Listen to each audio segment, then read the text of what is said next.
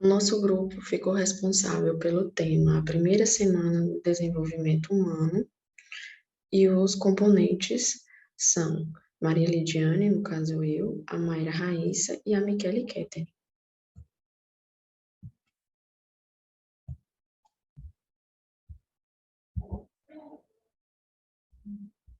Vamos entender um pouco como ocorre a fecundação e em que local ela acontece. Bom, o desenvolvimento, ele começa na fecundação, quando o espermatozoide, ele penetra em um oosto, né, para formar o zigoto, que é uma célula totipotente, altamente especializada, que tem a capacidade de se diferenciar em qualquer tipo de célula, né? E ela é composta de cromossomos e também de genes, que são derivados tanto da parte materna quanto paterna. Esse zigoto ele vai sofrer divisões e gradativamente ele é transformado em um ser humano multicelular, e isso acontece por meio das divisões celulares, da migração, do crescimento e também da diferenciação. O local em que a fecundação ocorre, ele é chamado, né, de ampola, que nada mais é do que a dilatação sacular da tuba uterina. Se o ovócito ele não é fecundado, ele passa devagar ao longo da tuba, né, para dentro da cavidade, e lá ele vai sofrer um processo de degeneração e depois ele vai ser reabsorvido. Então, nós podemos perceber que a fecundação ela é uma complexa sequência de eventos moleculares coordenados que começam com o contato entre um oosto e um espermatozoide. A fecundação ela vai terminar com a mistura de cromossomos paternos e maternos na metáfase da primeira divisão mitótica do zigoto. Então, aqui nós trouxemos essa imagem, né, ilustração aqui para vocês entenderem melhor como ocorre a fecundação. Bom, aqui no item 1 tem um espermatozoide, né, durante a capacitação. No item 2, ele já se aproxima aqui do oosto, né? Aqui essa parte mais externa é a corona radiada. E nesse item 2, ele também está sofrendo, né, a reação acromossômica, que é quando tem esse contato. E no item 3, o espermatozoide, ele está formando um caminho pela zona pelúcida, né? Ele já conseguiu ultrapassar a corona radiada e agora a zona pelúcida e já está chegando aqui no espaço perivitelino e logo após vai conseguir penetrar no oosto. Aqui no quarto item, o espermatozoide, ele já se encontra, né, no citoplasma do oosto para poder realizar a fecundação. A fecundação, ela se divide em fases, né? Vamos aqui explicar um pouco sobre cada uma delas. Bom, a primeira fase é a passagem, né, de um espermatozoide através da coroa radiada do oosto, como eu expliquei na figura anterior, né? E essa fase, ela consiste na dispersão de células foliculares da coroa radiada e acontece principalmente por conta da enzima, né, hialuronidase, que ela é liberada pelo acrossoma do espermatozoide e em algumas enzimas também da mucosa tubarina, né, que pode auxiliar nesse processo. E, além disso, os movimentos, né, da cauda do espermatozoide são importantes durante a penetração da coroa radiata. Aqui na segunda fase, nós temos a penetração da zona pelúcida, que corresponde à fase anterior, né, devido à liberação das enzimas pelo acrossoma. A enzima proteolítica acrosina, ela pode causar, né, a lise, que são a quebra, né, da zona pelúcida, e vai formar um caminho para que o espermatozoide ele possa chegar até o ovócito. E a terceira fase é a fusão das membranas plasmáticas do ócito e do espermatozoide.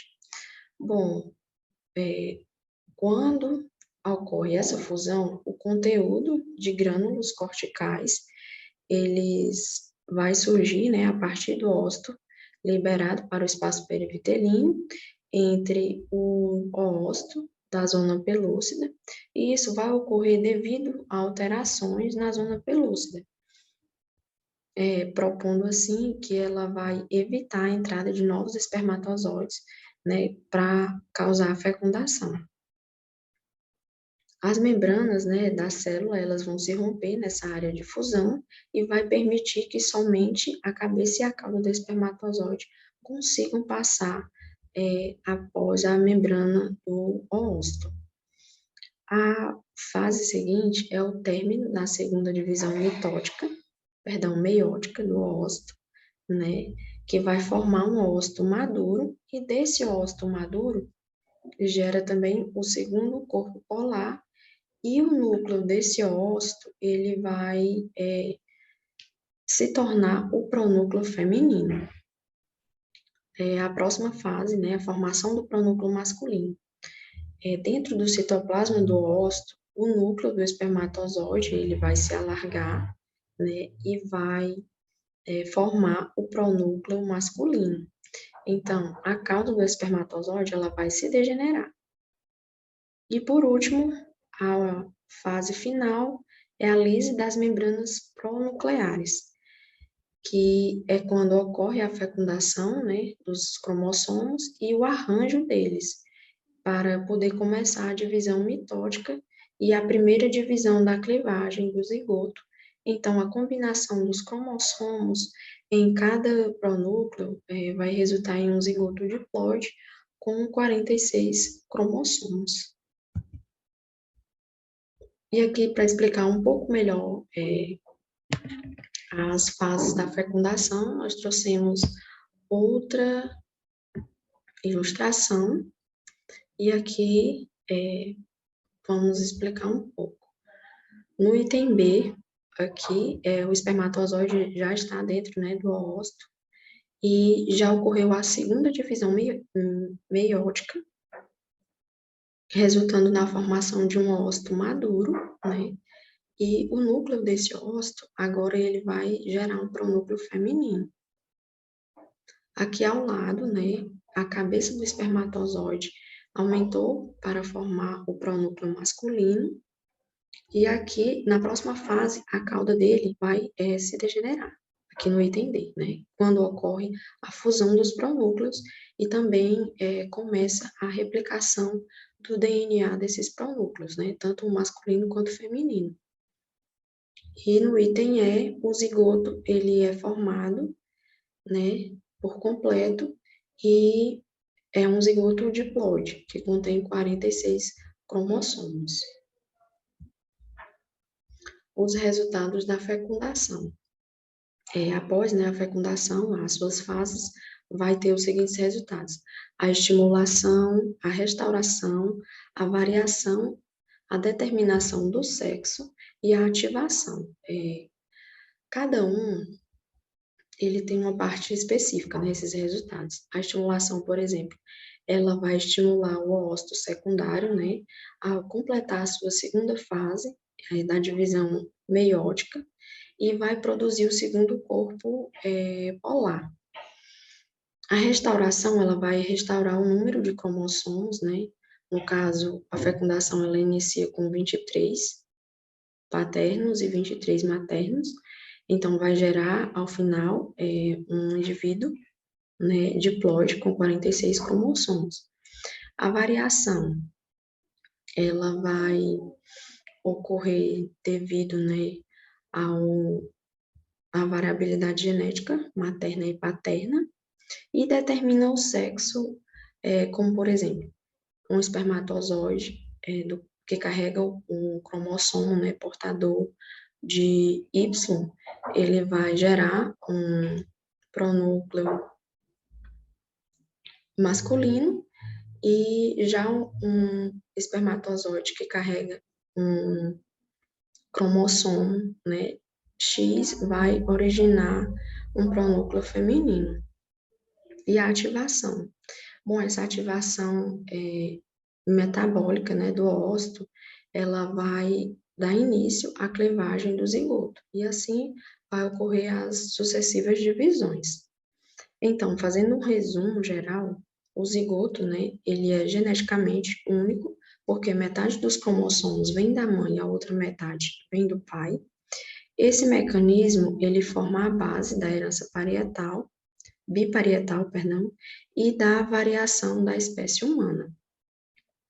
Quando ocorre o crossing over dos cromossomos, pela relocação dos segmentos, os cromossomos maternos e paternos têm ali um embaralhamento, né, desses genes, e assim eles vão produzir a recombinação do material genético.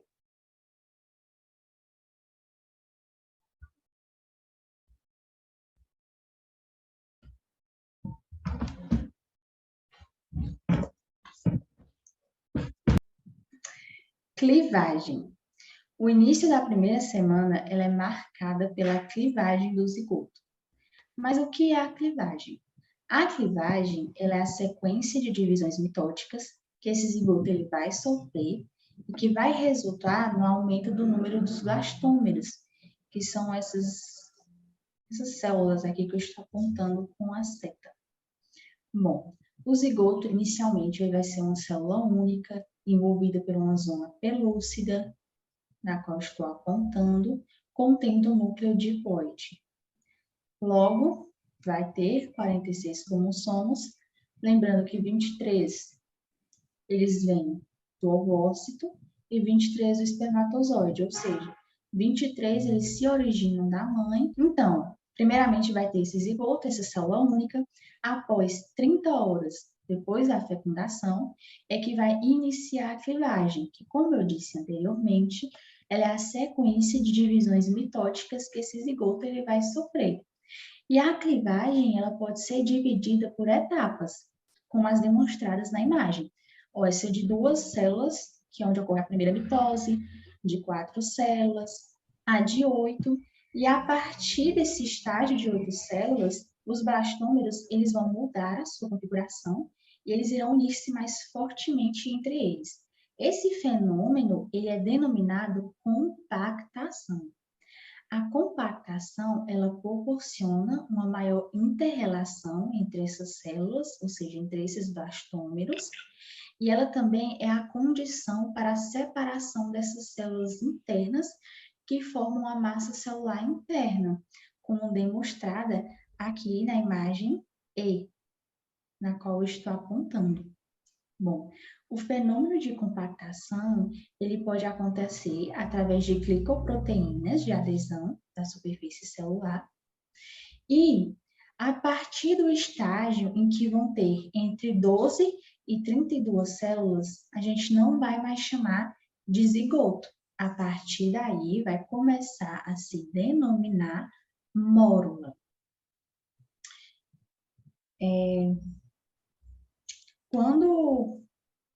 Como podemos observar, no decorrer dessas divisões mitóticas, as células elas vão se tornando cada vez menores. Essas células que foram surgindo, como eu disse anteriormente, a gente denomina de blastômeros, que é a estrutura que resulta das divisões do ovo fertilizado durante esse desenvolvimento embrionário. E o embrioblasto, ou massa celular interna, elas são as células internas da mórula. E elas são envolvidas por uma faixa de blastômeros achatados que compõem o trofobasto, que são isso aqui, ó. Essas células achatadas aqui, elas formam o trofobasto. E, voltando um pouquinho atrás, a mórula, ela chega no útero por volta de 4 dias. No livro que a gente teve como base para a nossa apresentação, ele trouxe algumas informações clínicas que eu achei interessante trazer para vocês. Sobre a clivagem, são duas. A primeira é como o zigoto clivado, ele é nutrido durante essa primeira semana de desenvolvimento. E os requisitos nutricionais desse zigoto na divisão, eles não são grandes. Os nutrientes, eles são derivados principalmente de secreções das tubas uterinas nas qual esse zigoto ele se encontra. E quando se refere a outra questão, quando se refere a um zigoto, os termos clivagem e mitose, eles vão ter o mesmo significado? Quem já pagou genética já passou por esse conteúdo, mas quem não, basicamente a mitose, ela é um processo normal da produção celular que vai resultar na formação de células filhas. A clivagem, ela vai ser a série de divisões celulares mitóticas desse zigoto, que nesse processo vai resultar na formação de células filhas, que são os blastômeros. Então, as expressões divisão de clivagem e divisão mitótica, elas vão ter o mesmo significado quando elas se referirem ao zigoto em divisão. Aí, eu trouxe outra imagem do mesmo processo, o zigoto sendo célula única, sofrendo mitose de 2, 4, formando a mórula, posteriormente o blastócito, que vai ser explicado mais à frente. Ainda sobre a clivagem, eu trouxe outras informações clínicas, que eu achei interessante trazer para vocês. Por exemplo, erros, eles podem acontecer durante a clivagem, que é durante essas divisões mitóticas que esse zigoto ele vai sofrer. E o principal tipo de erro é a não disjunção. Mas o que é essa não disjunção? A não disjunção ele é um erro na reparação dos cromossomos. Por exemplo, na mitose, como citei anteriormente, uma célula-mãe, ela vai dar origem a duas células-filhas. Essas duas células-filhas, elas vão ter o mesmo número de cromossomos, que nesse caso é 46. Só que o que vai acontecer? Se acontecer um erro, se acontecer essa não disjunção, que é um erro na reparação dos cromossomos, a gente vai ter duas células com número de cromossomos diferentes. Por exemplo, uma célula ela vai ter 45 cromossomos e outra vai ter 47. Isso é a não disjunção. E essa não disjunção ela também pode acontecer na gametogênese. Só que aí vai gerar o quê? Vai gerar gametas com cromossomos diferentes. Se acontecer aqui na clivagem, vai gerar um indivíduo com uma condição que a gente chama de mosaicismo. Mas o que é esse mosaicismo? O mosaicismo é um organismo que possui duas ou mais linhagens de células no seu organismo. Tá, mas qual vai ser a diferença entre essas células? Basicamente, a diferença vai ser no número de cromossomos. Por exemplo, na pele, no nosso tecido epitelial, algumas células elas vão ter um determinado número de cromossomos e outras células elas vão ter outro número de cromossomos. E isso é o mosaicismo. Tá, mas então mais um pouquinho a fundo, existem dois tipos de mosaicismo. O mosaicismo de linhagem germinativa e o mosaicismo de linhagem somática. Como o próprio nome já diz, por exemplo, no de linhagem germinativa, ele vai afetar as células germinativas, os nossos gametas, tanto os espermatozoides como os ovócitos. Então, a gente vai ter gametas com o número normal de cromossomos 23 e gametas com outras quantidades de cromossomos. E já no mosaicismo de linhagem somática, o que vai ser afetado são as nossas células somáticas, são as células dos nossos tecidos. Como exemplo que eu dei anteriormente, o da pele. Uma célula com um número de cromossomos e outras células com outro número de cromossomos. Aí eu trouxe uma imagem para vocês de um gatinho portando essa condição do mosaicismo. Ele vai ter duas cores de pelo, que isso é uma condição do mosaicismo. E filhos de pessoas mosaicas, eles podem vir desenvolver condições genéticas, como, por exemplo, é o caso da síndrome de Down e a síndrome de Klinefelter. Eu não vou adentrar mais no assunto porque não é o nosso objetivo da aula, mas é bastante interessante, seria muito legal que vocês pesquisassem sobre o assunto. A formação do blastocisto. Então, a formação do blastocisto se inicia cerca de 4 dias após a fecundação, quando a mórula ela alcança o útero. Nesse período, o fluido da cavidade uterina vai atravessar a zona pelúcida, que na imagem é essa camada azul mais externa. Ela vai adentrar, o fluido vai adentrar pela zona pelúcida para formar um espaço que será preenchido por fluido. A consequência dessa entrada de fluido vai fazer com que os blastômeros eles se separem em duas partes. Como está aí na imagem, uma parte vai formar o trofoblasto, que é essa camada de célula mais externa, e a outra parte vai formar o embrioblasto, que é esse amontoado de células em um polo, que será o embrioblasto será o primórdio do embrião. Então, durante essa fase de desenvolvimento, essa estrutura formada ela é chamada de blastocisto. Então, o embrioblasto ele se projeta para dentro da cavidade e o trofoblasto forma a parede do blastocisto.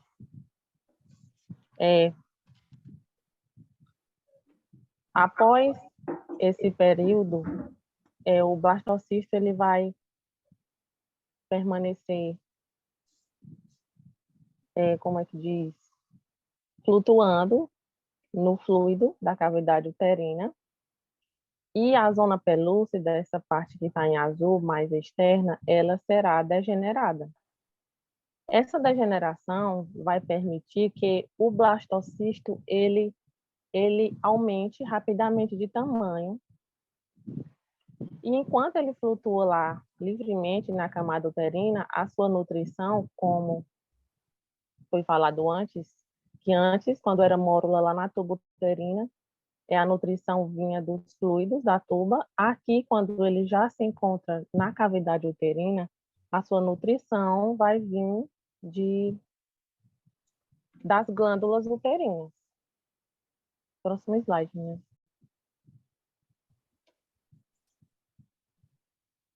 Só um minuto.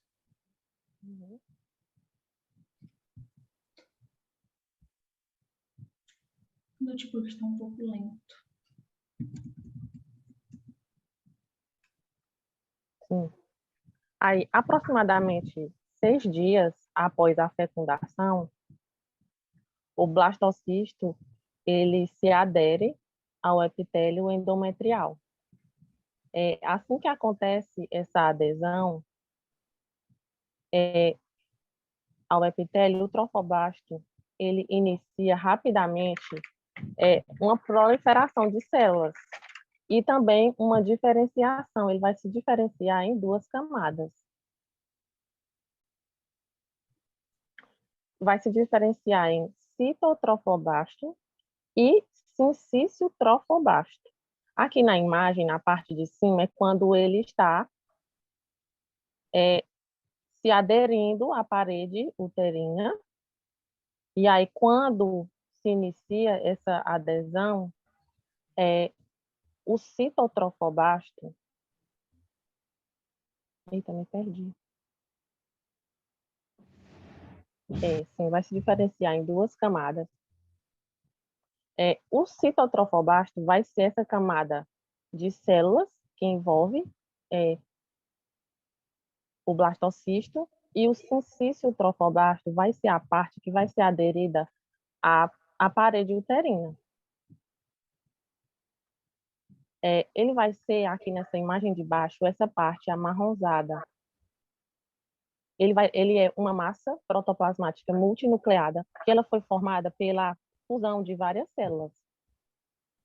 No final da primeira semana, O blastocisto ele vai estar, como na imagem de cima, superficialmente implantado. E aí, quando começou a se formar o sínsio trofobasto, que é altamente invasivo, e ele se expande, se adentrando nos tecidos uterinos, o sínsio trofobasto, ele vai secretar enzimas proteolíticas que corroem os tecidos maternos. E isso vai possibilitar que o blastocisto ele se implante dentro do endométrio, de onde vai ser, inicialmente, de onde ele vai se nutrir. Essa corrosão vai possibilitar que ele se nutra desses tecidos que estão sendo corroídos. E aí, nesse período de quando o sincício trofobasto ele está se adentrando, vejam que embaixo do embrioblasto, na imagem, surge mais uma camada de células que rodeia o embrioblasto, que será chamada de hipoblasto. Essa camada de células é voltada para a cavidade blastocística. Próximo slide, né?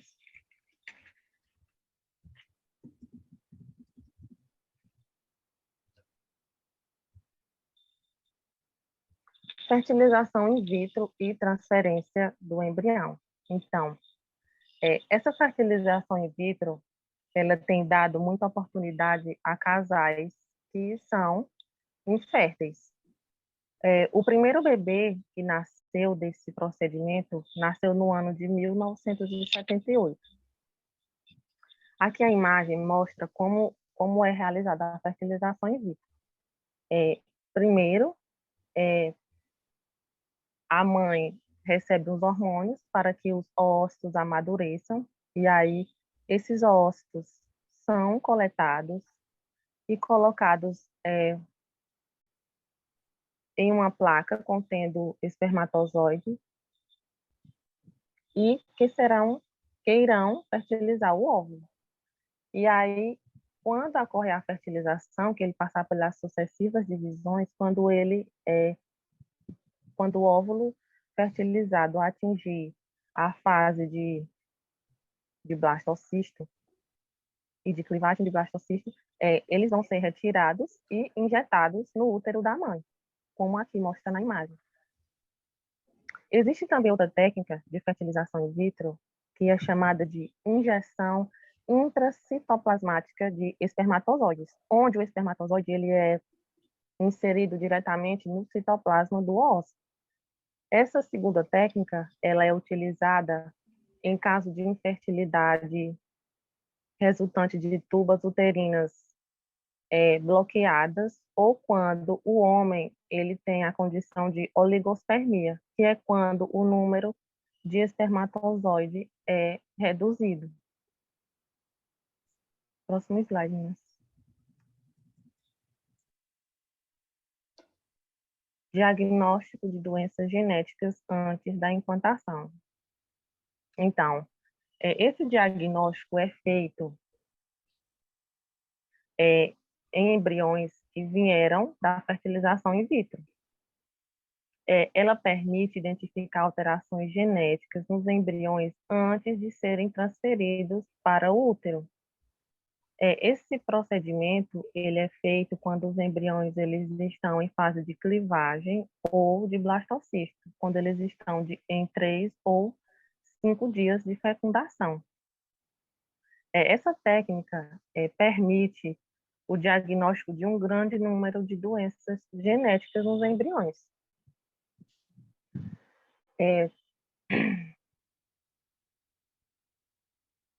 Assim, casais que possuem alto risco de transmissão de doenças genéticas para seus descendentes podem reduzir o risco ao identificar os embriões saudáveis para a transferência.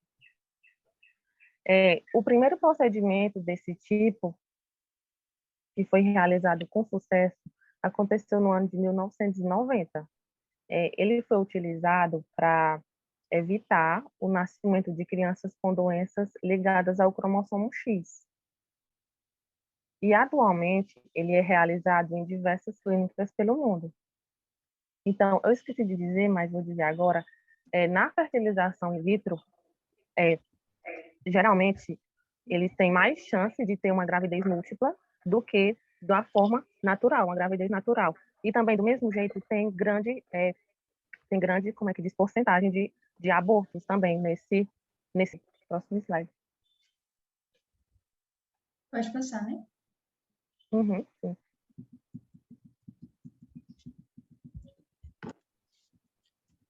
Embriões anormais e abortamentos espontâneos. De embriões, no estágio inicial, eles abortam espontaneamente. Por quê?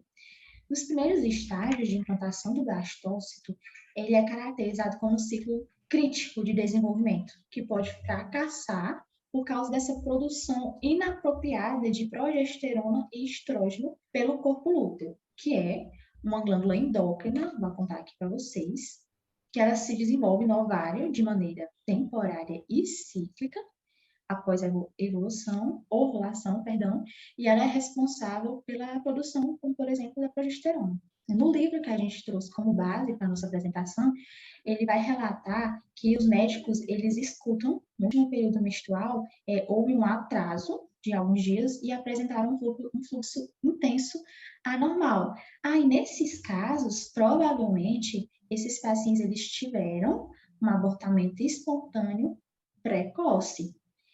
O livro ele vai trazer uma estatística na qual acredita que a taxa de abortamento espontâneo ele chega a 45%, é um número bem significativo. E alguns desses abortamentos espontâneos, eles acontecem, por exemplo, por anormalidades cromossômicas. E trazendo uma questão clínica sobre esse assunto, o livro vai trazer essa indagação, né? De qual é a causa mais comum do aborto espontâneo durante essa primeira semana de desenvolvimento. Aí a causa mais comum, como eu disse, é o aborto espontâneo durante essa primeira semana, é a anomalia cromossômica, como as anomalias decorrentes da não disjunção, como eu expliquei anteriormente, e também vai ter bem mais enfoque no capítulo 2. E também a falha nos sincilofoblastos na produção de uma quantidade adequada de gonadotrona poliôncica humana para manter esse corpo lúteo no ovário também poderia resultar nesse abortamento precoce. Obrigada pela atenção. Meu Deus.